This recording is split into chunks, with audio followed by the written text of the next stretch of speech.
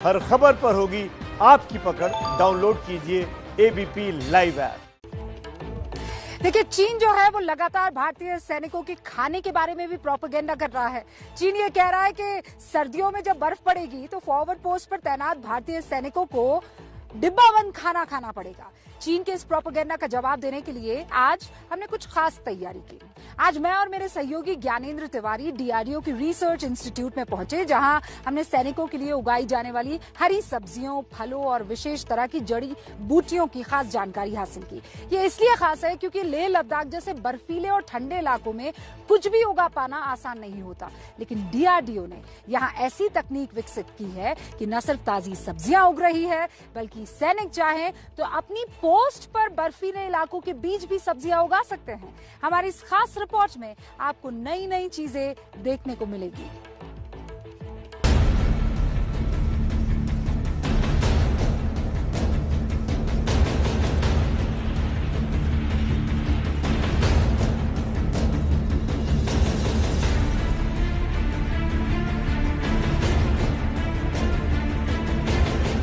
Army marches on it's stomach, यानी युद्ध पेट भरकर ही आर्मी कर सकती है।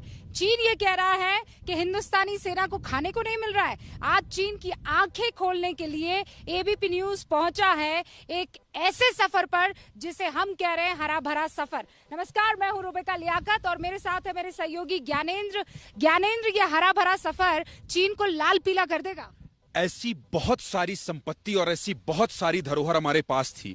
जब प्रोपेगेंडा करने लगे ना रूबिका, कोई देश तो बताना पड़ता है, सबूत देना पड़ता है कि पुराना और कच्चा खाना नहीं बल्कि 5 स्टार होटल की तैयारी है भारत की। इसलिए इस सफर में निकलना जरूरी हो गया। हम मौजूद है डीआरडीओ में। फॉरवर्ड पोस्ट पर किस तरीके की सब्जियां उगाई जा सकती। Defence institute of high altitude research यानी दिहार, डीआरडीओ की वो खास यूनिट जो भारतीय जवानों के लिए सब्जियां उगा रही है और तकनीक भी विकसित कर रही है। कभी यहाँ सिर्फ 4 सब्जियां उगती थी, लेकिन अब 78 तरह की सब्जियां डीआरडीओ उगा रहा है। जानकारी मिली है कि 1962 में इन इलाकों में यानी 11,000 फीट की ऊंचाई पर सिर्फ 4 ही सब्जियां उगा करती थी, और उन्हीं सब्जियों के बीच इस वक्त मैं खड़ी हुई हूँ।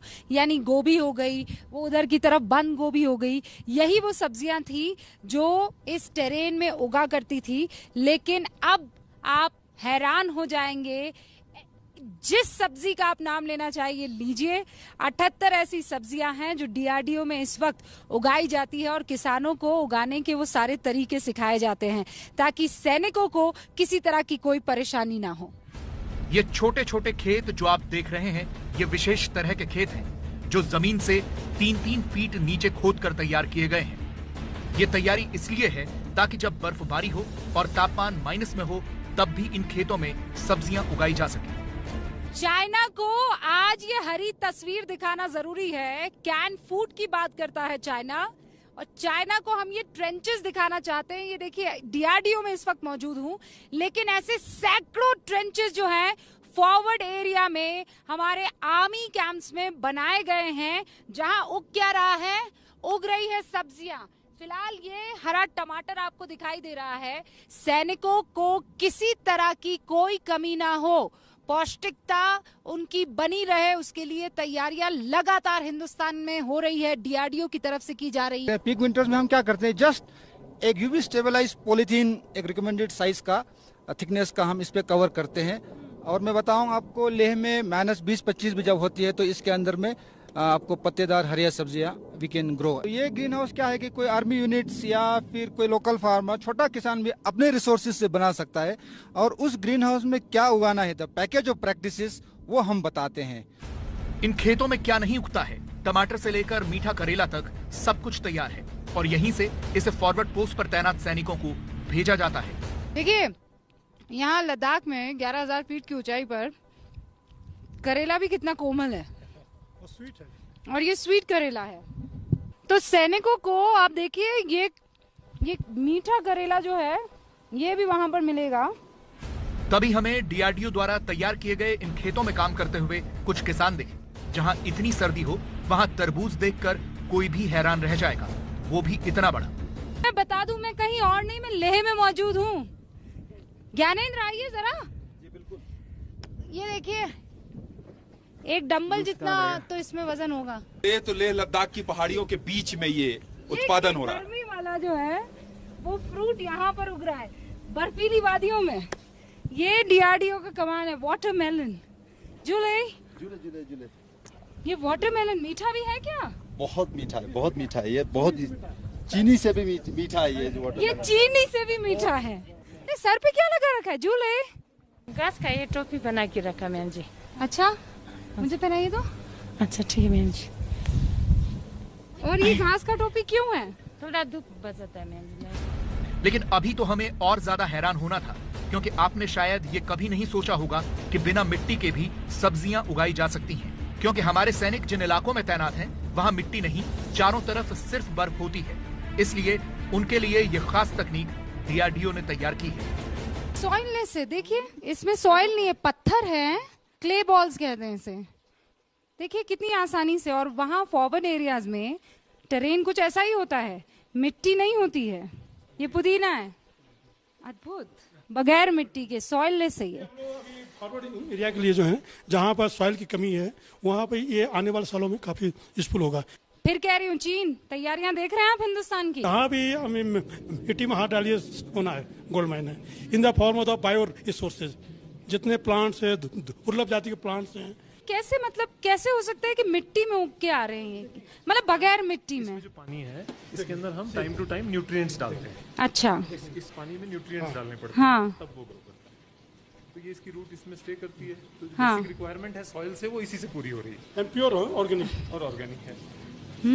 और इसमें आप ये जो है न्यूट्रिएंट्स डाल, अगर इसे आप कैन फूड कहते हैं चीन, तो फिर आपको पढ़ाई लिखाई की ज्यादा जरूरत है। एक बार फिर से डीआरडीओ भी जानता है कि भारत और चीन के बीच मौजूदा हालातों की वजह से पता नहीं कितने दिनों तक हमारे सैनिकों को ऐसे ही तैनात रहना होगा। इसीलिए इस लैब में ऐसी तकनीक विकसित की गई है कि सिर्फ कोकोपीट यानी नारियल के बुरादे में भी सब्जियां और साग उगाया जा सकता है। जो आप देख रहे हैं, ये तैयारी सैनिकों के लिए, ये मिट्टी सैनिकों के लिए तैयार की जा रही है। ज्ञानेंद्र, नहीं रूबिका, ये मिट्टी नहीं है, इसे कोकोपिट कहा जाता है। कोकोपिट है ये जो नारियल के बुरादे से बनाया जाता है, वैज्ञानिक भाषा में बता रहे हैं। और इसका कमाल क्या है वो भी समझाना जरूरी है, क्योंकि चीन कहता है ना कि बर्फ हो जाएगी, बर्फबारी हो जाएगी, तो कैसे वहां चढ़ेंगे, कैसे खाएंगे, कैसे। उसी की आज मिसाल पेश करेंगे हम बता के कि इस कोकोपिट से कैसे हम क्या क्या उगा सकते हैं। इस मिट्टी से ये सोना उगता है, ये कैसे होता है सर? लद्दाख में फॉरवर्ड पोस्टों में ऐसे वातावरण है जहाँ पर आपको नॉर्मल मिट्टी नहीं मिलेगी जिसमें हम क्रॉप ग्रो कर पाएंगे। तो ये सॉइललेस, इसके मतलब बिना मिट्टी का है। और ये देखिए, हमको बड़ी फील्ड नहीं चाहिए, छोटी सी, जैसे आप जैसे कोई छोटा सा इलाके में कोई बंकर में रहता हो या छोटा सा कैंटोनमेंट हो, कहीं पर भी अपने इलाके अपने हिसाब से लोग को ग्रो कर सकते हैं। और सब्जी जैसे आपको साग है, आपका रेडिश मूलियाँ है, शलगम है, कैबेज है, तो उसी तरह से बीटरूट्स वगैरह है। तो लोग अपने पसंद के हिसाब से। आप एक अच्छी बात बोल रही थी, अपने पसंद के हिसाब से। कैसे पसंद के? आप देखिए, कोई पंजाब का रेजिमेंट होगा तो उसको साग चाहिए, उसको मूली चाहिए होगा। उसी तरह से कोई दूसरा रेजिमेंट, तो अपने प्रेफरेंस के हिसाब से वो अपने हिसाब से ग्रो कर पाएंगे। और बहुत ही जल्द 10 या 15 दिनों में भी इतना आपको खाने लायक हो जाता है। अच्छा, छोटा सा खेत है, ये मटर है। मटर जो है फील्ड में 4 महीने में उगता है, हम यहाँ 12 दिन में उगाते हैं। उसका ग्रीन मटर खाना है तो 12 दिन में जो है आर्मी खा सकती है। लेकिन सबसे बड़ी समस्या है, लेह से कई किलोमीटर दूर फॉरवर्ड पोस्ट तक ये सब्जियां कैसे पहुंचाई जाएंगी। हालात तब और खराब होंगे जब इस इलाके में बर्फबारी होगी। इसके लिए भी विशेष इंतजाम किया गया है। ये जो 2 कुबड़ वाले ऊंट आपको दिख रहे हैं, इनको लद्दाख की बर्फीली चोटियों पर चलने में महारत हासिल है। इसलिए अब सब्जियों के इस सप्लाई को इन ऊंटों के जरिए सैनिकों तक भेजने की तैयारी हो रही है। इस इलाके का नेटिव एनिमल है, जो कि तिब्बत और इन्हीं पथरीले इलाकों में, पहाड़ी इलाकों में 11-12 हजार फीट से ऊपर की ऊंचाई पर पाया जाता है।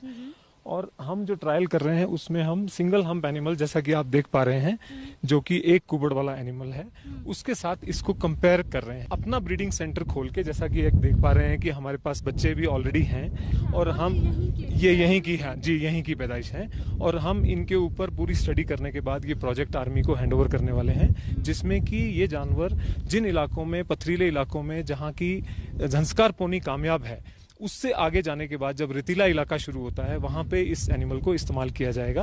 उम्मीद है कि हमारे इस रिपोर्ट के बाद भारतीय सेना के खाने पर सवाल उठाने की हिम्मत चीन नहीं कर पाएगा।